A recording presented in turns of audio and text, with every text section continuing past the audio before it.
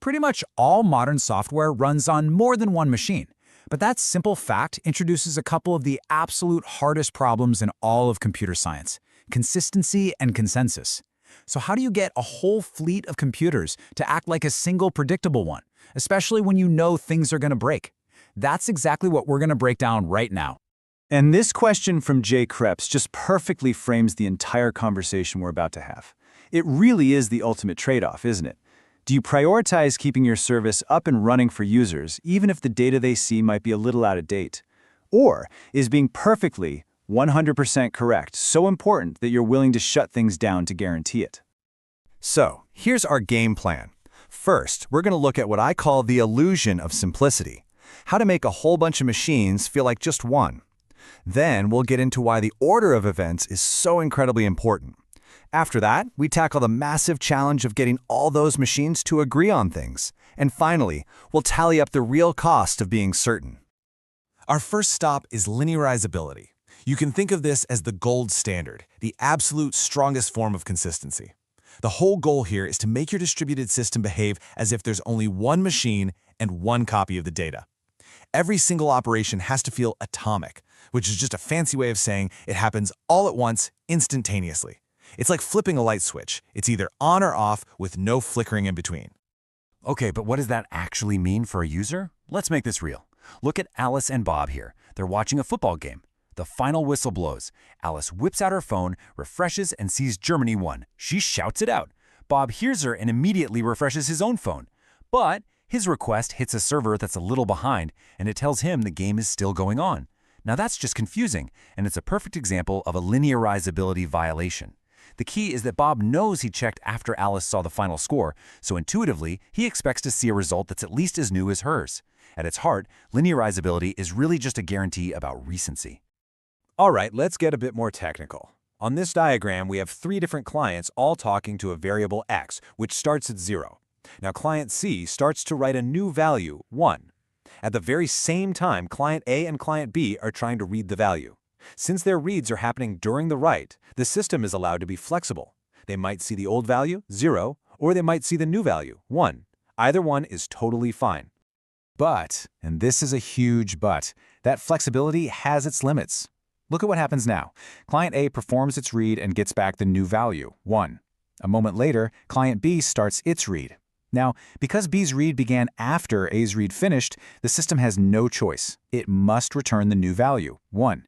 Once a new value has been seen by anyone, the system can never go back in time and pretend it didn't happen. The cat is officially out of the bag. And this diagram really pulls it all together. The best way to think about linearizability is to imagine that every operation, no matter how long it takes, officially happens at one single atomic point in time.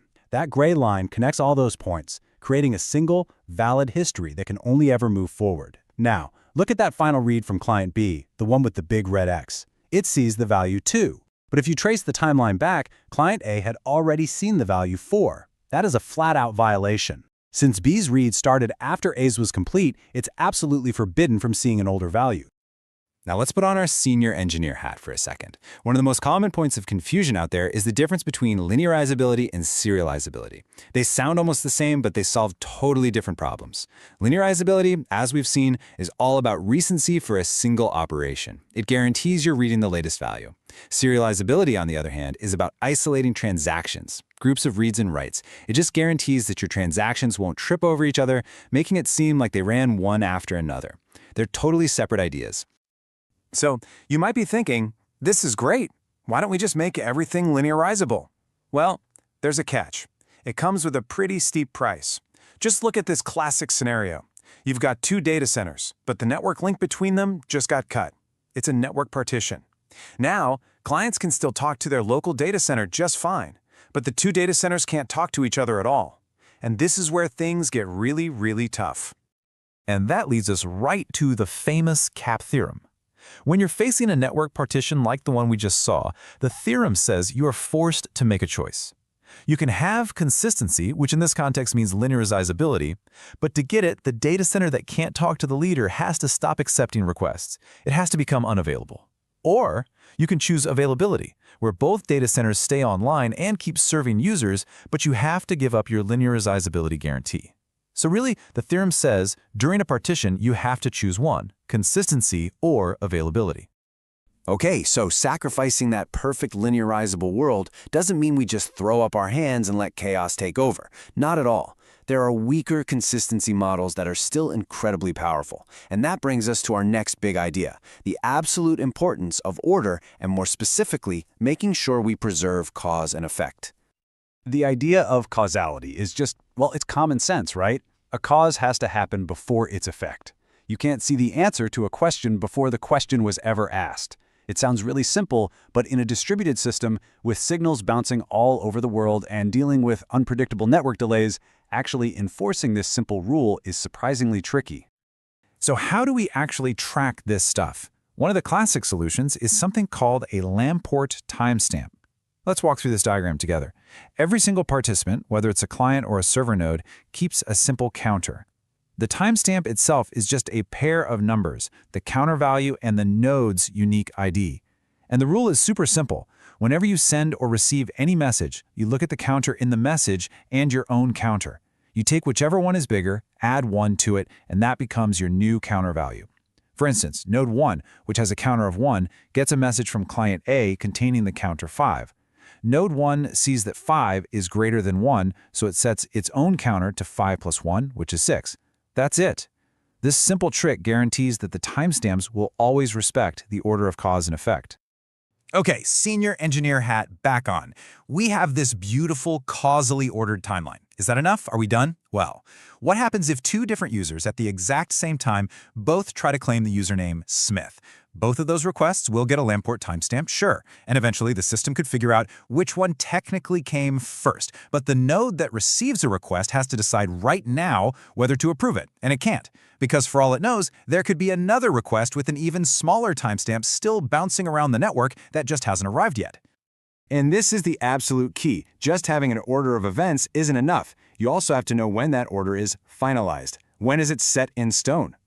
That's the whole point of something called total order broadcast. The best way to picture it is as a shared log that everyone can write to, but never change. An operation gets appended to this log, and the protocol behind it guarantees that every single node sees every single message in the exact same unchanging order.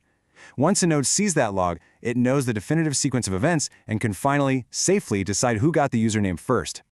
And that question, how do we get everybody to agree on that one, single, final order of events, leads us directly to the bedrock problem of all distributed systems: consensus. This is exactly what consensus protocols like Paxos and Raft are designed to solve. One of the oldest and most famous algorithms for this is called two-phase commit, or 2PC. And honestly, the marriage ceremony analogy is perfect. You have a central coordinator that acts like the officiant. In the first phase, it goes to every participant, every database, and asks, "Are you prepared to commit?" This is the I do moment. And only if every single one of them says yes, does the coordinator move to phase 2 and officially declare the transaction committed for everyone. If even one says no, the whole wedding is off. So here's the happy path, what a successful 2PC transaction looks like. The coordinator sends out a prepare message to both databases. They both do their work, confirm they're ready, and send back a yes vote. As soon as the coordinator has all its yes votes, it makes the final decision, writes it down, and then sends the final commit message out to everyone. Clean, simple, success. But, and this is the massive, scary but with 2PC, look what happens here. The coordinator sends prepare, and both databases respond yes, making a promise that they are ready to commit. The coordinator decides to commit, tells database 2, and then it crashes. It just disappears before it can tell database 1. And now, database 1 is completely, totally stuck. It promised it would commit if asked, so it can't just give up and abort. But it hasn't heard the final word from the coordinator, so it can't commit either.